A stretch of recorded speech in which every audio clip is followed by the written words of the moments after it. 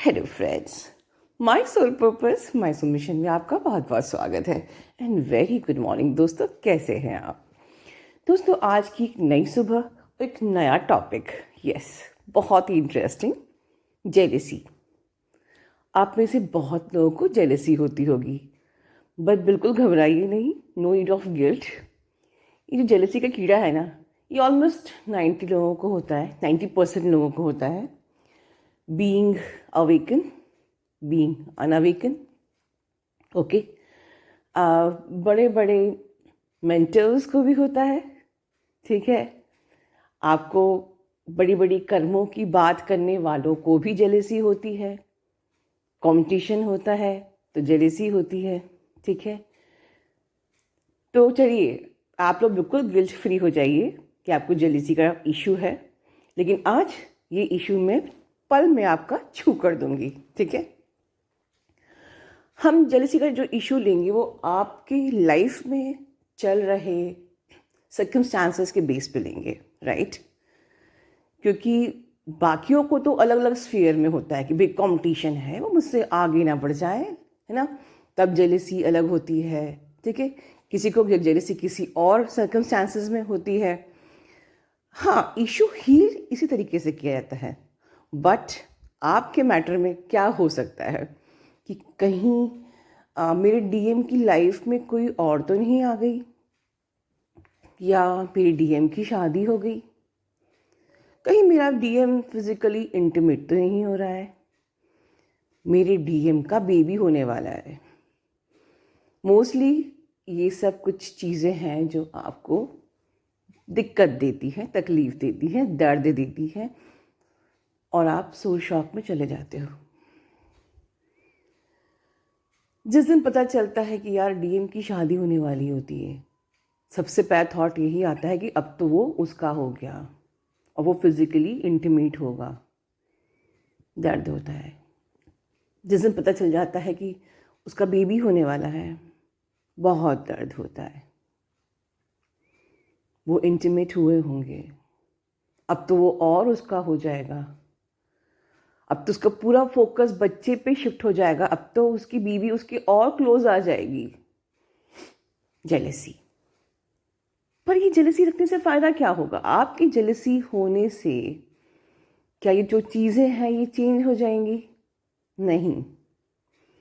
पर हमारी अवेयरनेस को चेंज करने से बहुत कुछ चेंज हो सकता है। कैसे?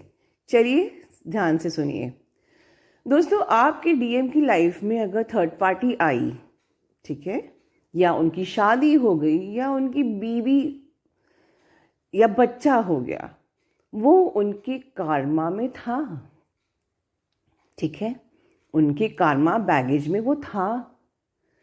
तो how could you interfere between the divine and your counter part? आपको नहीं लगता कि कहीं ना कहीं जेलसी फील करके, या आप उनको ये कह रहे हो कि तुम उसको तलाक दे के मेरे पास आ जाओ, तो कहीं ना कहीं आप डिवाइन के मैटर में इंटरफेयर तो नहीं कर रहे हो? कहीं आप अपना कार्मा तो नहीं क्रिएट कर रहे हो? Right. Point number 1। Point number 2, सबसे ज़्यादा दिक्कत होती है फिजिकल इंटीमेसी से। फिजिकल इंटीमेसी क्या इतनी बड़ी चीज़ होती है कि कोई भी औरत या कोई भी आदमी आपके पर्सन को आपसे दूर कर सकता है। आप भी तो अपने लाइफ पार्टनर, जो आपके हस्बैंड या वाइफ के साथ इंटीमेट होते ही हो या कभी हुए भी होंगे, फिर आपको इंटीमेट होने के बाद भी आपका ट्विन क्यों चाहिए? क्योंकि इंटीमेसी में कोई दम नहीं है। आज ये बात याद रख लीजिए, ट्रू लव के आगे फिजिकल इंटीमेसी की कोई औकात नहीं है। Seriously, physical intimacy lust, desires, या कह सकते हैं हमारी लाइफ की ज़रूरत है। इट्स अ लाइफ फोर्स, जिससे कि हम एक न्यू बेबी को जनरेट कर सकें, ठीक है। और अगर ये लस्ट है, ठीक है, तो ये आपकी लो वाइब्रेशनल एनर्जी है, और इट मीन्स कि योर चक्रास आर ब्लॉक्ड। अगर बहुत ज़्यादा आप एडिक्टेड हो, लस्ट से ऑपरेट कर रहे हो, डिज़ायर से ऑपरेट कर रहे हो, means your chakras are blocked.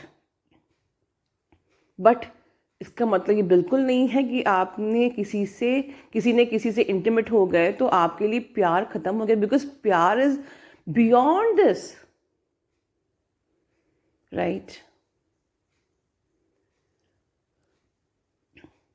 Physical intimate होने से कोई भी आपके पर्सन को आपसे अलग नहीं कर सकता, because this is a love of soul, this is the love from the seed of the soul, you are connected from the soul, right? So don't worry, unconditional love हमेशा अपर चक्रा से ऑपरेट करता है। और मैं बोलती हूँ जिसने थर्ड आई का रस चख लिया है, राइट, उसके लिए फिजिकल डिज़ायर्स के कोई मायने नहीं होते हैं, ख़त्म ही हो जाती है, रहते ही नहीं है, because last and desires are the low vibrational energy, ठीक है? इनकी कोई वैल्यू नहीं है when you are operating with the upper chakras. जब आपने स्पिरिचुअलिटी का रस चख लिया है तो कुछ मायने नहीं रखता है। थर्ड वेरी इंपॉर्टेंट पॉइंट, उससे आप लोग काउंसलिंग में कहते हैं मैम मैंने उसको बोला है कि तुम पहले अपनी वाइफ को डिवोर्स दे के आओ तब मैं तुमसे बात करूँगी। आप खुद बताइए, क्या आपकी इस बात में कहीं भी अनकंडीशनल लव है?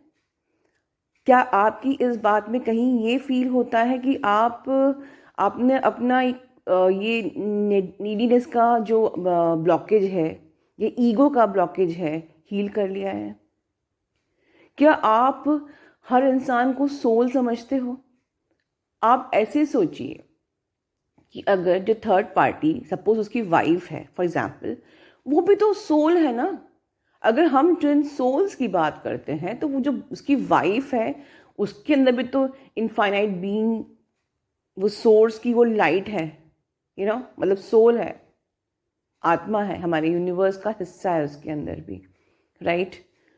वो भी तो इसी यूनिवर्स का पार्ट है, वो भी तो सोल है, राइट? और आप अपने स्वार्थ के लिए ये कहो कि तुम पहले डिवोर्स देकर आओ, तो आप बताइए उस लड़की पे क्या बीतेगी जो सिर्फ कुछ, वो भी आप ही की तरह कुछ सपने देख के उसने शादी की थी, ठीक है? एक शादी जो होती है, हम पूरी ज़िंदगी सपने देखते हैं कि कोई हमारी ज़िंदगी में आएगा हमारा प्यार बन के, राइट? आप ट्विन जर्नी में हो, उस लड़की की कोई गलती नहीं है, राइट? ये बात और है कि जैसे ही उसका कार्मा क्लियर होगा वो अपने आप ही आपके पर्सन को आपकी तरफ पुश कर देगी, राइट? और ऐसा हो रहा है, अभी जो मेरी कल की चैनलिंग थी उसमें ऐसा हो रहा है कि आपके कार्मिक से आपके पर्सन की शादी हुई, कुछ सजेशंस ऐसी आई और वो ऑटोमेटिकली आपके पर्सन को पुश कर रही हैं टुवर्ड्स यू, उनको परेशान करके, उनको व्हाटएवर द प्रॉब्लम, वो उनके साथ जो कुछ भी झगड़े हो रहे हैं, जो कुछ भी है, बट वो खुद ही आपकी तरफ पुश करेंगी, डोंट वरी। बट आप अपना कार्मा क्रिएट मत करिए और इस जेलसी के इशू को हील करिए। Always consider everyone as a soul. अगर मेरे अंदर आत्मा है, अगर मेरा पर्सन मेरी आत्मा का हिस्सा है, तो थर्ड पार्टी भी आत्मा है, उसकी शादी हुई है, वो भी कुछ अरमान लेके आई थी, ओके? बचपन से अरमान लेके उसकी भी शादी हुई उसके साथ, तो how could I do injustice with her? वो ऑटोमेटिकली आपके पास आएगी, सॉरी, आपका डीएम ऑटोमेटिकली आपके पास आएगा जब डिवाइन टाइमिंग हो जाएगा, आपका इनर वर्क पूरा हो जाएगा, आपके पर्सन का कर्मा पूरा क्लियर हो जाएगा, then it should be natural, right? चीज़ों को नेचुरली अलग होने दीजिए, आपके पर्सन को आपके थर्ड पार्टी से नेचुरली अलग होने दीजिए, आप उसमें अपना कार्मा क्रिएट नहीं करिए। बहुत सारी गलतियां आप लोग ऐसे भी कर रहे हो। आई थिंक बहुत सारे लोगों के डाउट को आज आप लोगों को एक मैसेज मिल गया, एक गाइडेंस मिल गई होगी, ठीक है? चलिए दोस्तों, अपना ध्यान रखिए, गॉड ब्लेस यू ऑल। और आगे हम आवाज़ सुनेंगे एक डिवाइन फेमिनिन की। प्लीज़, आप लोग इतना प्यार देते हो, मुझे अपलोड करना ही पड़ता है। प्लीज़ ढेर सारी ब्लेसिंग्स दीजिए डिवाइन फेमिनिन को, और उनके टिप्स को, उनके मैसेज को भी एंड तक सुनिए। जितने एक्सपीरियंसेस मैं आपको दे रही हूँ, गाइडेंस दे रही हूँ, वो कुछ गाइडेंस आप लोग भी आपस में एक दूसरे को देते हो. ठीक है. God bless you. Hello, my soul family. This is Preeti. I just wanted to share my experience regarding the karma cleansing which I did. And actually, everyone knows the channeling which Ma had posted for us regarding the triggers which we are getting from our family, friends, etc., etc.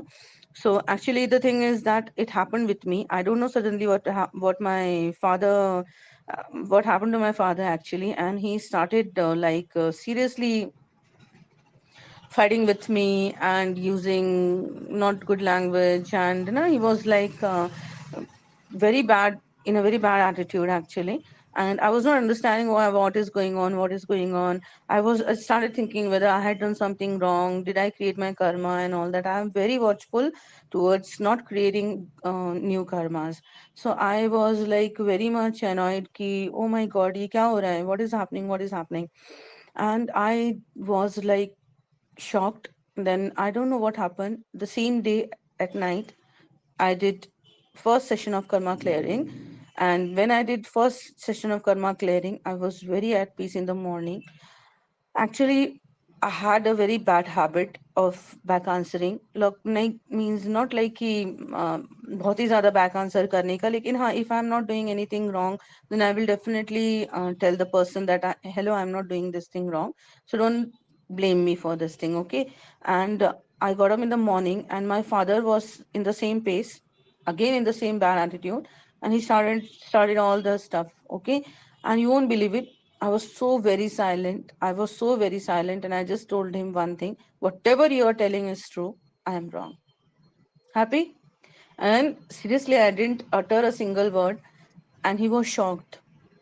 Okay, and he didn't talk with me for the whole afternoon. He didn't talk to me. In the evening, he himself came and he started talking with me in a very nice manner. I don't know what happened to him, but he really did it. I completed my second session of karma clearing the same night, and then in the morning, the whole environment of my house changed. My father was very normal, very nicely talking, like his attitude was very humble. So, seriously, and I was like thinking, he a day two before he was like very bad attitude, and now he's so nicely talking to me. So, it all happened because of the karma clearing session which I did. It is so very, very, very, very helpful for me. I just can't tell you. So that is my beautiful experience which I really wanted to share with you. And I will just thank our dearest ma. Just love you a lot. God bless.